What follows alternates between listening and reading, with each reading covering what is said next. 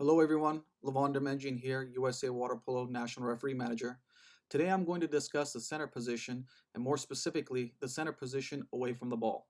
When the ball is on the perimeter, the attack referee, or better known as the front court referee, is primarily responsible for watching the center position. The two main areas of focus are to set and enforce the limits of physicality and to monitor positional exchange between the center and center defender. Positional exchange must be done within the rules.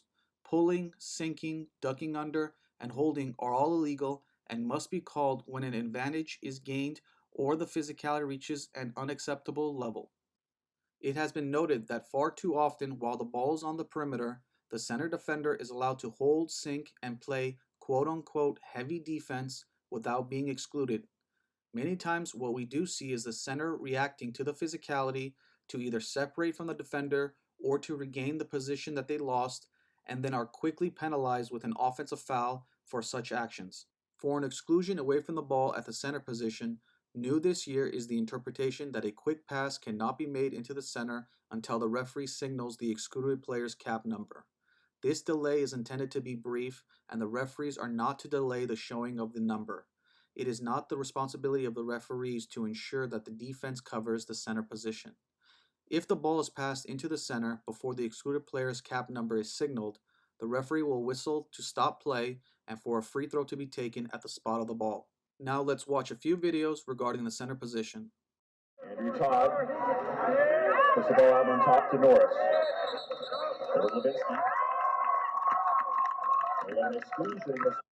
In this first video, we see an example of the quote-unquote heavy defense by the center defender. When the center is having a difficult time staying above water due to the sinking and the defender being draped all over them, this must be an exclusion foul on the center defender as the physicality is rising to an unacceptable level.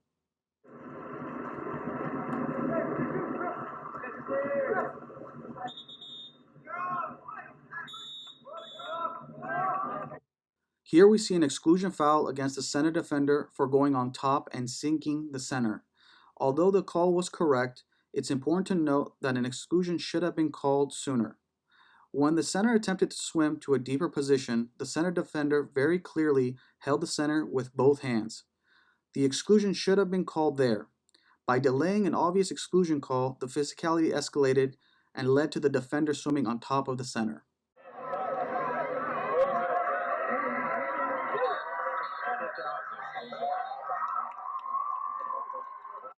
Here we see the center defender ducking under and taking the position away from the center. To clarify the ducking under rule further, it is not illegal for a player to go underwater, such as an underwater play, to pop up on the other side of the pool.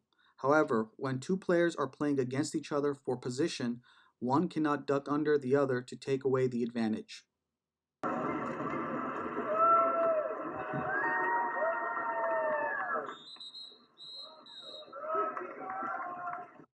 In this video, once the ball swings to the other side of the pool, the center defender immediately knows that an entry pass is likely and swims over the center in an effort to take away position.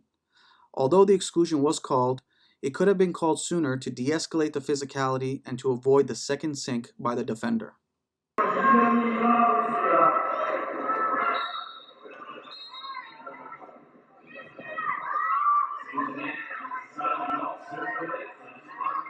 Here we see the center immobilized by a hold, and more likely than not with a suit hold by the defender with her left hand. The defender did not raise her hand quick enough, which indicates a hold for the referees. Correct exclusion call. Sharks survived the 5-minute penalty.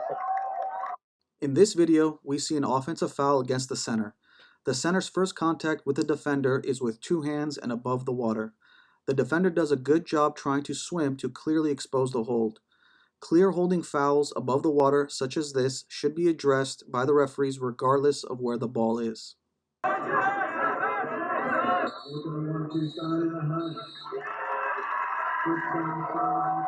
Much to the shock of the defender, this was a correct exclusion call. The defender cannot swim over or through the center to gain position. As a side note, players should always refrain from speaking or gesturing to the referees during the game. Depending on the severity, the player can be excluded for the remainder of the game for misconduct for such behaviors. And lastly, here we see the defender clearly sink the center with her left hand. Aggressive sinking fouls such as this can be considered overaggressive, which could result in a game exclusion for misconduct if deemed severe enough by the referees. Well, I hope you enjoyed this presentation. Until next time, stay healthy, everyone.